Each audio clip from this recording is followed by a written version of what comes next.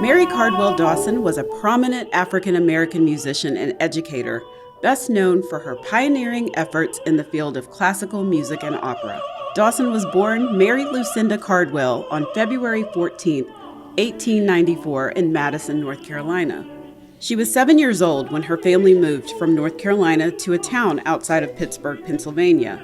The Cardwell family purchased a home in nearby Homestead, which launched the start of Dawson's musical career. She sang in the church choir with her father and siblings.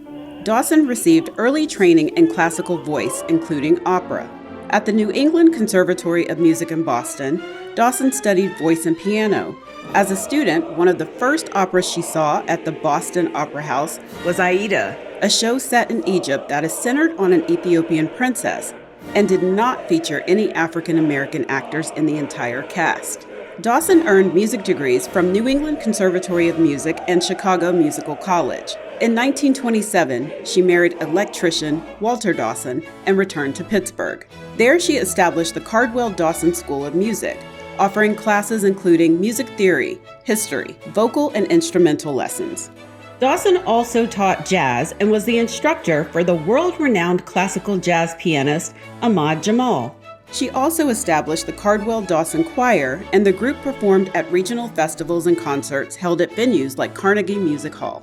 Dawson's years as the president of the National Association of Negro Musicians, a preservationist and advocacy group for Black American music, inspired her to form her own organization.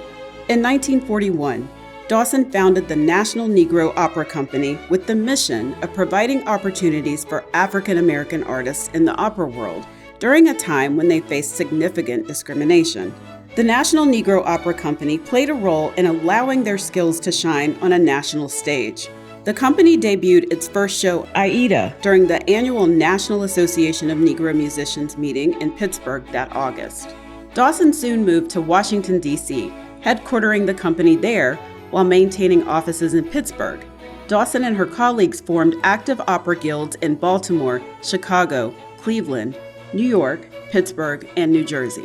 Between 1941 and 1961, the National Negro Opera Company produced around 110 performances, with a repertoire that included 6 operas and 1 oratorio. The company showcased its talents at prestigious venues such as the Civic Opera House in Chicago, Griffith Stadium in Washington, and Madison Square Garden in New York.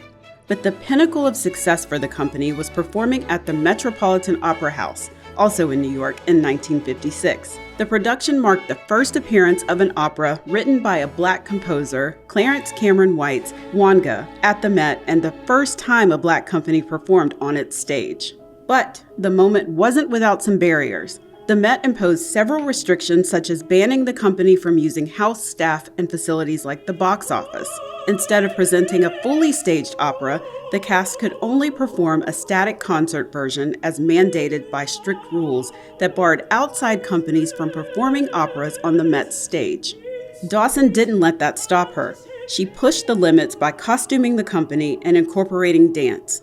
In 1961, President John F. Kennedy appointed Dawson to the National Music Committee. Dawson died a year later in 1962 of a heart attack at the age of 68. The company ceased operations following her death.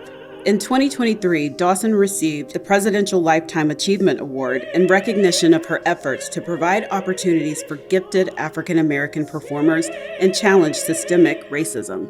Throughout her illustrious career, Dawson encountered many obstacles stemming from racial segregation and financial constraints, breaking barriers as a pioneering trailblazer and paving the way for those who would follow. Mary Cardwell Dawson's visionary contributions will forever continue to inspire generations.